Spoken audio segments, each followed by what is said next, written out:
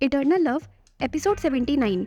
तो पिछले एपिसोड में हमने देखा कि सीन को इम्प्रेस करने के लिए वेंडी वीडियो गेम्स खेलना शुरू कर देती है।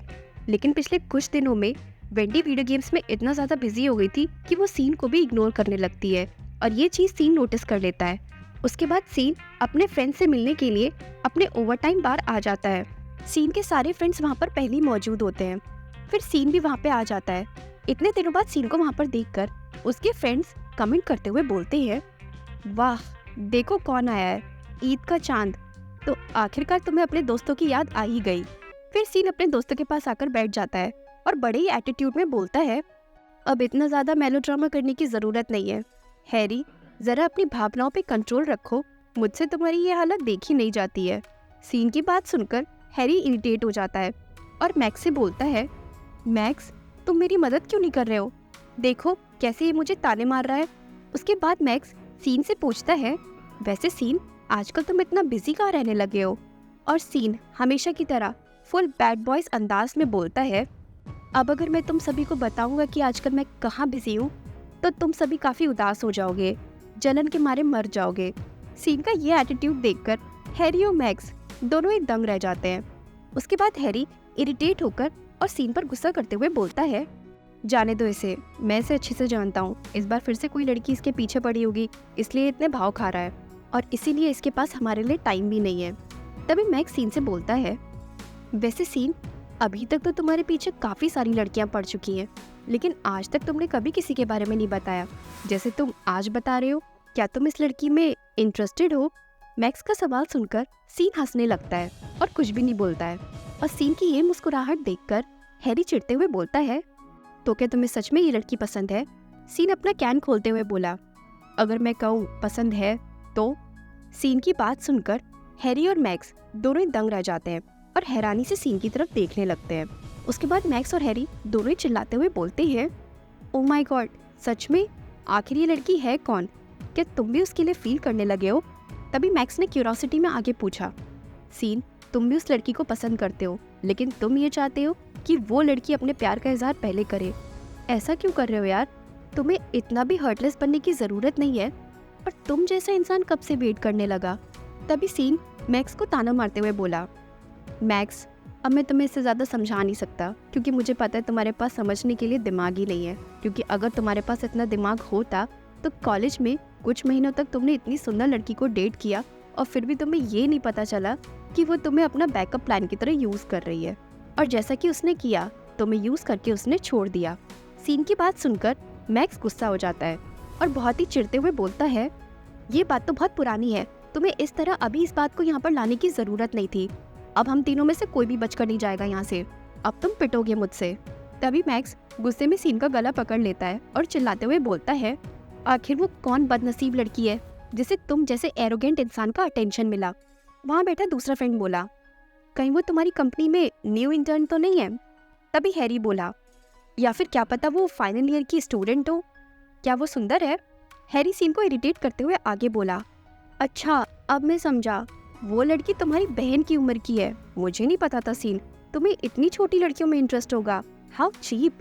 हैरी की ये बात सुनकर सीन पिल्लो फेंककर हैरी के सिर पे मार देता है और बोलता है, औकात में रह के बोलो। तभी मैक्स बोला, अच्छा तो वो लड़की इंटर्न नहीं है, फिर है कौन? और आखिर तुम्हारा प्लान क्या है? सीन बोला, प्लान? इसमें प्लान क्या करना? वो मुझे इम्प्रेस करने की कोशिश कर रही है, इसमें मुझे कुछ करने की ज़रूरत नहीं है। मैं बस शांति से बैठ के इंतज़ार कर रहा हूँ कि वो कब अपना नेक्स्ट मूव चलेगी। और इस तरह अपने दोस्तों के साथ टाइम स्पेंड करने के बाद रात काफ़ी हो चुकी थी। सीन अपने अपार्टमेंट वापस आ जाता है और अंदर आकर वेंडी की रूम की तरफ देखते हुए सोचता है, क्या ये सो गई है? घर में काफ़ी शांति थी। सीन को लग रहा था कि वेंडी सो चुकी है, इसलिए सीन सोने के लिए अपने रूम की तरफ बढ़ता है। लेकिन सीन जैसे ही अपने रूम का दरवाजा खोलता है तभी वो सामने देखकर चौंक जाता है। सामने सीन देखता है कि वेंडी उसी के रूम में आराम से सो रही है। लगता है इस बार फिर से वेंडी नींद में चलकर आकर सीन के रूम में सो गई थी। तभी सीन वेंडी के पास आता है और वहाँ पर बैठ जाता है और धीरे से मुस्कुराते हुए बोलता है, आखिर तुम किसी को कैसे इतना परेशान कर सकती हो वेंडी? अब तुम इन दोनों रूमों पर अपना हक जताना चाहती हो। वेंडी बहुत ही गहरी नींद में थी। सीन आगे बोला, विंटर मुझे लगता है तुम्हें खुलकर अपनी बात बतानी चाहिए ताकि मैं तुम्हारी फीलिंग्स को लेकर और भी ज़्यादा श्योर हो जाऊं। उसके बाद सीन सोचता है, क्योंकि पास्ट में जो भी हमारे बीच हुआ वो सब कैसे हुआ मुझे नहीं पता, लेकिन मुझे एक बात ज़रूर पता है कि तुम मुझे बहुत पसंद करती थी। लेकिन अब मुझे रियलाइज़ हो गया है कि शायद जो मैं तुम्हें देना चाहता हूँ वो तुम हैंडल ना कर पाओ, इसलिए मैं वेट करूँगा, और मैं तब तक वेट करूँगा जब तक तुम खुद मेरे पास नहीं आती हो। उसके बाद सीन वेंडी की फिंगर्स को धीरे से टच करते हुए आगे सोचता है, और उसके बाद मैं तुम्हें वो सब कुछ दूंगा जो मैं तुम्हें देना चाहता हूँ, फिर से एक बार। रात में सीन के रूम में सोने के बाद वेंडी सुबह उठती है तो रियलाइज करती है कि वो अपने नहीं सीन के रूम में है। तभी वेंडी अपना माथा पटकते हुए सोचती है, मैं फिर से नींद में चलते हुए सीन के रूम में आ गई। तभी वेंडी देखती है कि सीन अपने रूम में नहीं है और आगे सोचती है, अगर सीन यहाँ पर नहीं है तो इसका मतलब वो इस वक्त लिविंग रूम में सो रहा है। तभी वेंडी बेड से उतरकर रूम के बाहर जाने लगती है, और जैसे ही वेंडी रूम का दरवाजा खोलती है तभी वो देखती है कि सीन बाहर लिविंग रूम में बैठा हुआ है, जो उसी के जगने का वेट कर रहा था। सीन को इस तरह अपनी तरफ देखते हुए देख वेंडी शर्मा जाती है, और वेंडी उसे देखकर शर्मा रही है ये बात सीन नोटिस कर लेता है। तभी वेंडी सीन के पास आकर बोली, क्या तुम कल रात तब आए थे जब मैं नींद में चल रही थी? सीन यौन करते हुए वेंडी से झूठ बोलता है और हाँ कहता है। वेंडी आगे पूछती है, तो जब मैं तुम्हारे रूम में आई तो इसलिए तुम मेरी वजह से आधी रात में उठकर यहाँ पर सोने आए? हाँ। सीन फिर से वेंडी से झूठ बोलता है। वेंडी को लग रहा था कि जब वो नींद में चलते हुए सीन के रूम में गई थी उस वक्त सीन अपने रूम में ही सो रहा था, और उसकी वजह से बेचारे सीन को आधी रात में उठकर बाहर आना पड़ा। और ये सोचते ही वेंडी को काफी बुरा लग रहा था, वो काफी गिल्टी फील कर रही थी। उसके बाद वेंडी वही सीन के पास जाकर बैठ जाती है और उससे आगे बोलती है, तुम एक काम क्यों नहीं करते, अपना दरवाजा अंदर से लॉक करके सोया करो, जिससे कि मैं तुम्हारे रूम में ना आ पाऊँ और तुम्हें डिस्टर्ब भी ना हो। तभी सीन बोला, तो एक काम करो, तुम ही मेरे लिए एक अच्छा सा लॉक चूज कर लो। लेकिन मैं ऐसा क्यों करूं?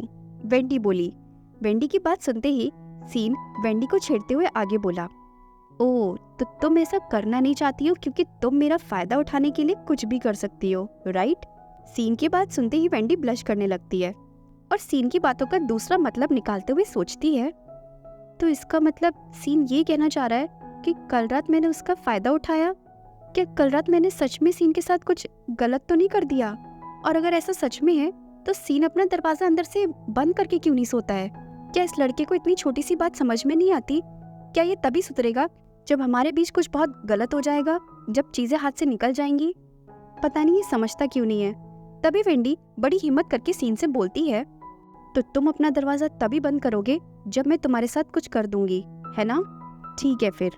वेंडी की बात सुनकर सीन हैरान रह जाता है कि अचानक से वेंडी क्या बोलने लगी। तभी वेंडी धीरे धीरे सीन के क्लोज आने लगती है। वेंडी सीन को डराना चाहती थी ताकि सीन अपना दरवाजा बंद करके सोए। उसके बाद वेंडी सीन के पास आकर बैठ जाती है और धीरे धीरे सीन की तरफ झुकने लगती है। वेंडी को ऐसी हरकतें करता देख सीन काफी हैरान था। वेंडी सीन को सबक सिखाना चाहती थी, इसलिए वो सीन के क्लोज आ रही थी। उसे लग रहा था कि जब वो सीन के क्लोज आएगी तो सीन शायद डर के मारे उसे खुद से दूर कर दे, लेकिन सीन तो कुछ कर ही नहीं रहा था। वहीं उल्टा सीन के इतना क्लोज आने के बाद वेंडी की धड़कनें तेजी से चलने लगती हैं और वो और भी ज्यादा ब्लश करने लगती है और मनी मन सोचती है, ये कुछ कर क्यों नहीं रहा है? जहाँ एक तरफ सीन के रिएक्ट ना करने पर वेंडी कंफ्यूज थी, वहीं दूसरी तरफ सीन बहुत ही क्यूरियस था।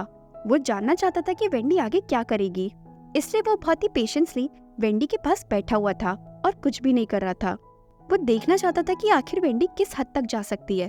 तभी वेंडी के आगे कुछ भी करने की हिम्मत नहीं होती है और वो पीछे हटकर बैठ जाती है और सीन से बोलती है, तो तुमने देखा, अगर तुम अपना दरवाजा बंद नहीं करोगे तो ये सब हो सकता है।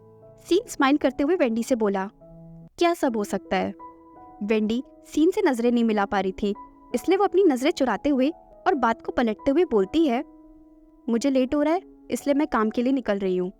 वेंडी अपनी जगह से उठ ही रही होती है, तभी सीन बोला, लेकिन अभी तो कुछ हुआ ही नहीं, तुम क्या होने की बात कर रही थी? सीन भी कम नहीं था, वो जानबूझ के वेंडी को उकसा रहा था। तभी वेंडी तिरछी नजरों से सीन की तरफ देखती है और उसके बाद खड़े होकर बोलती है, तुम्हारी ब्लैंकेट नीचे गिर गई है। तभी वेंडी ब्लैंकेट को उठाने लगती है, लेकिन वेंडी जैसी ब्लैंकेट को उठा रही होती है तभी सीन ब्लैंकेट को अपनी तरफ खींच लेता है, जिसकी वजह से वेंडी सीधा जाकर सीन के ऊपर गिर जाती है और इस तरह दोनों एक दूसरे के काफ़ी क्लोज आ जाते हैं। तभी वेंडी की नज़र सीन के लिप्स पर पड़ती है और सीन को अपने इतना क्लोज देखकर वेंडी ब्लश करने लगती है। तभी सीन वेंडी से बोला, तो फाइनली तुम्हारे अंदर कुछ करने की हिम्मत आ गई। बेचारी वेंडी अपनी जाल में खुद फंस गई। अगर आपको ये स्टोरी अच्छी लग रही है तो प्लीज़ चैनल को सब्सक्राइब और स्टोरी को लाइक एंड शेयर करना ना भूलें। Thank you.